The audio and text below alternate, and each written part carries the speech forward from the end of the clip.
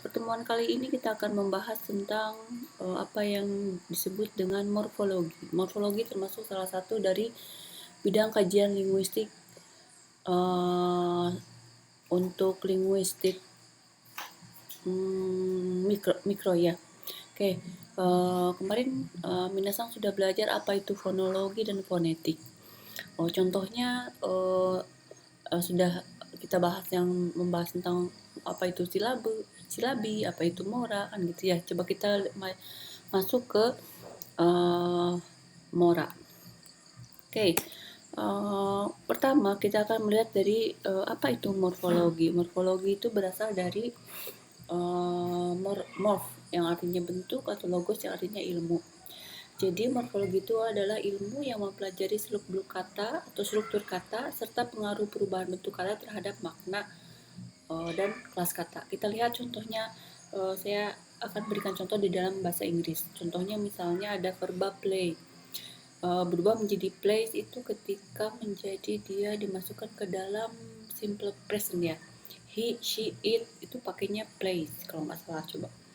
Lalu misalnya played itu dipakai ketika digunakan dalam kalimat bentuk lampau. Lalu ada playing. Kalau ini apa? Continuous present. Coba mungkin Minasang yang belajar bahasa Inggris lebih hangat daripada saya. Oke, jadi fungsi played itu berbeda. Oke, kita lanjut ke objek kajian morfologi. Morfologi pertama itu ada yang disebut dengan morfem. Morfem itu merupakan satuan gramatika terkecil yang mempunyai makna baik leksika maupun makna gramatikal. Bagaimana menentukan bahwa itu morfem atau bukan? Contohnya saya akan beri contoh dalam bahasa Indonesia. Ada kata yang namanya memperbesar. Morfemnya itu ada satu morfem bebas dan dua morfem terikat. Kira-kira yang mana yang morfem bebas dan mana terikat? Oke, dan ternyata terdapat 3 morfem. Memperbesar. Oke, kita lihat morfem bebasnya itu besar, morfem terikatnya mem dan ber. Oke, selanjutnya kita masuk ke klasifikasi morfem itu apa saja kan tadi ya. Apa sih morfem bebas gitu? Bentuknya itu dapat berdiri sendiri, dapat dipisah dan tidak membutuhkan untuk digabung. Tadi besar itu kan bisa berdiri sendiri ya, bisa ditempelkan ke dalam kalimat, itu tidak perlu tambahan morfem yang lain. Sedangkan morfem terikat itu yang jika tidak digabung tidak dapat muncul dalam penuturan. Lalu saya akan beri contoh di dalam bahasa Jepang. Bahasa Jepang ada kata yang namanya kaku. Kaku itu terbagi dari 2 morfem. Kenapa? Kaku. Kita lihat morfem utamanya apa, morfem bebasnya apa? Kak. Jadi ketika kaku itu berubah menjadi bentuk ingkar, menjadi kakanai, lalu bentuk masuk atau bentuk sopannya teinainya menjadi kakimas, lalu ditambahkan kakeba. Ini nanti pengandaian. Minasang mungkin yang backgroundnya Margoto nggak belajar pola-pola seperti ini ya, atau misalnya kako, jadi morfem bebasnya itu adalah kak. Oke, kita lanjut ke jenis-jenis morfem. Ada yang namanya morfem akar atau root, morfem dasar terikat. Jika mau bebas harus mengalami pengimbuhan, berarti seperti tadi ya. Kak itu termasuk ke dalam morfem dasar atau root. Kak tambah imbuhan kaita kan menjadi bentuk lampau. Bukan kakita tapi kaita, kakimashita kan seperti ya. Lalu ada morfem pangkal, bisa juga menjadi morfem bebas seperti ini dalam bahasa Inggris ada andu, du-nya dari andu atau hak dari berhak. Tadi morfem bebas seperti nanti tadi memperbesar, besarnya itu sebagai morfem bebas. Ada kalanya juga menjadi tidak bebas seperti stem kak dalam bahasa Jepang morfem ini disebut stem karena tidak dapat berdiri sendiri. Jadi kak ini tidak seperti stem, tapi morfem yang termasuk tidak bisa berdiri sendiri, makanya dinamakan morfem terikat. Oke, lanjut ke pradasar, bentuk yang perlu penyembuhan atau pengklitikaan atau majemuk. Contohnya ajar, mengajar, belajar. Atau jadi kami ajar, saya ajar, kurang ajar. Jadi itu dasarnya dari ajar ditambahkan imbuhan atau kritika atau menjadi majemuk. Oke, kita lanjut ke ada yang dinamakan proses morfologi. Satu yaitu afiksasi. Contohnya tadi menambahkan afiks, jadi berbaju di depan. Menemukan, menemukan. Seperti itu ya. Oke, lalu reduplikasi. Reduplikasi berarti pengulangan. Bulan, berbulan-bulan, satu-satu, sayur mayur. Ada yang namanya penggabungan atau majemuk. Sapu tangan, sapu dengan tangan. Rumah dengan sakit, rumah sakit. Ada perubahan intern, misalnya kalau dalam bahasa Inggris food dan feed menjadi plural. Selanjutnya itu ada yang namanya suplisi, perubahan morfologi menjadi bentuk yang baru. Ini banyak di dalam bahasa Inggris, misalnya go menjadi went, atau misalnya modifikasi kosong. Jadi kebalikannya dari suplisi itu tidak mengalami perubahan. Read, misalnya mau dia diletakkan di manapun dia tetap mau dia lampau atau misalnya dia present tense atau simple tense present tense ya, dia akan tetap tidak berubah. Oke, kita lanjut ke tadi morfem, sekarang kata. Kata menurut Haier adalah satuan terkecil dari kalimat yang dapat berdiri sendiri dan mempunyai makna. Kata bisa disebut sebagai morfem atau kombinasi dari morfem. Satuan terkecil sebagai bentuk bebas, contohnya kuliah, dingin, sepeda, mobil, rumah, ini kata. Lalu, apa yang disebut dengan lexem? Lexem adalah satuan kata terkecil dalam suatu bahasa. Biasa digunakan sebagai entry atau lema dalam sebuah kamus. Coba minasang buka kamusnya. Ketika minasang mau mencari kata apa, itu kan ada lexemnya. Biasa digunakan di kamus ya. Oke, segi pembentukan kata itu ada bermacam-macam. Kita masuk ke inflektif. Ini muncul pada bahasa-bahasa berfleksi seperti bahasa Arab. Jadi kita tidak usah terlalu banyak membahas ya. Lalu kalau ini derivatif, pembentukan kata baru yang tidak sama dengan kata dasarnya. Kalau tadi sing, bahasa Inggris itu menjadi verba. Singer itu berubah menjadi nomina. Air nomina. Mengairi menjadi verba. Di dalam bahasa Jepang juga ada fuka. Fukai itu kata sifat. Fukairi menjadi kata benda.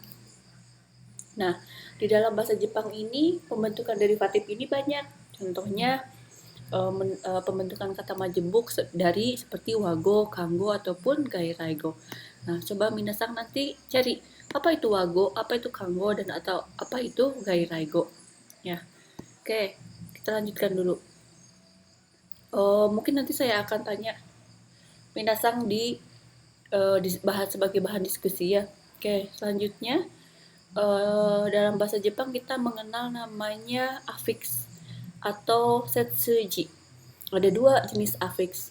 Yang pertama setoji, yang kedua setsubiji. Saya kasih perhatikan kanjinya. Nah, minasan akan susah berarti ya. Oke, belajar kanji ini kah? Ini artinya atama. Ini namanya o. Ini atama wa. Atama kepala. Setsubi o wa itu oshiri o. Buntut. Jadi yang ada di depan, contohnya ini ada kanji fu, fuko, fuang, fuzoku. Nah, kalimat yang diawali dengan fu ini termasuk ke dalam setoji. Lalu kita lihat apa itu setsubiji. Ini kan tadi buntut ya. Ada dentoteki, kagakuteki, keizai-teki. Ini biasanya teki, nani-nani teki itu biasanya melekat pada nomina. Oke. Lalu ada pembentukan derivasional yang menghasilkan kata yang berbeda dari kata dasar. Contohnya, ongna menjadi ongnarasi. Ongnarasi. Ongnanya perempuan. Ongnarasi itu seperti perempuan.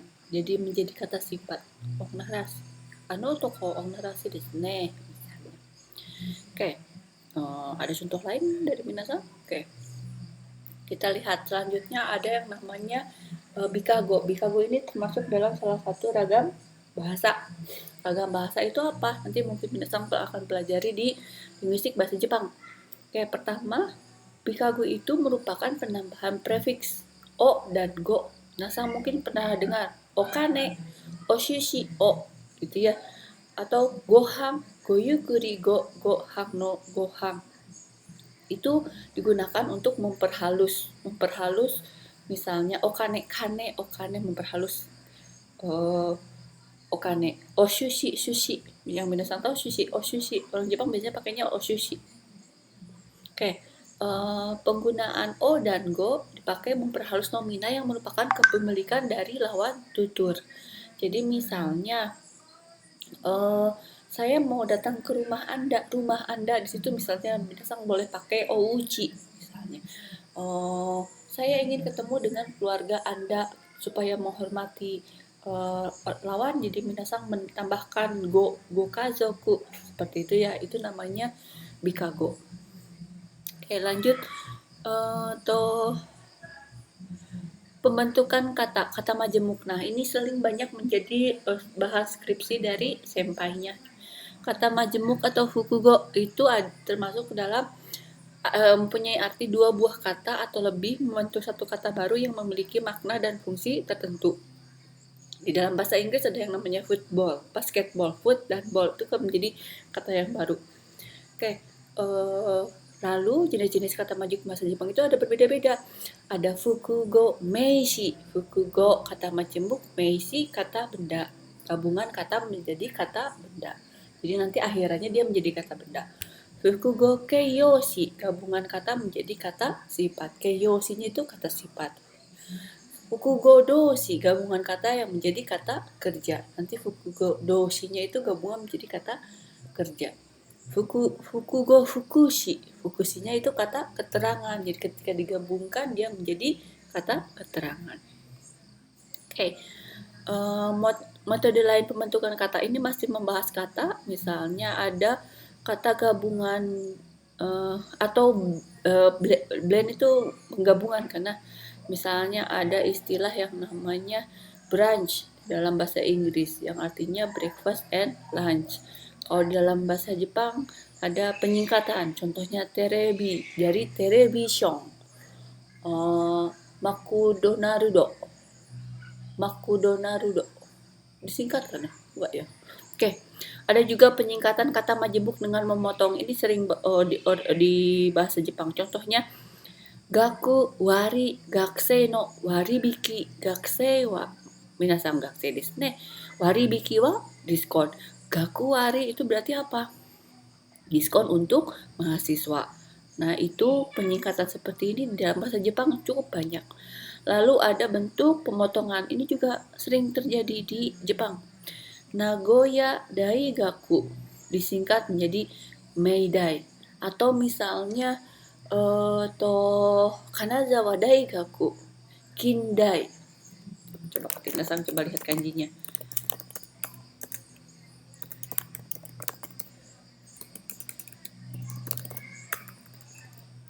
Kingnya dari kane, lalu dainya dari daigaku. Lalu ada yang akronim, ini juga bahasa Jepang atau di bahasa lain juga sering muncul. NHK artinya Nippon Hoso Kyokai. Oke, segitu dulu perkuliahan morfologi. Nanti untuk tugasnya minasan saya minta lihat di materi ajar yang saya bagikan. Jadi tolong kerjakan halaman 52. Nanti seperti biasa tugasnya minasan kirim melalui Elena ya. Oke,いいですか? Nanti kalau ada pertanyaan silakan, nanti saya akan jawab melalui diskusi di grup ya. Hai, 以上です。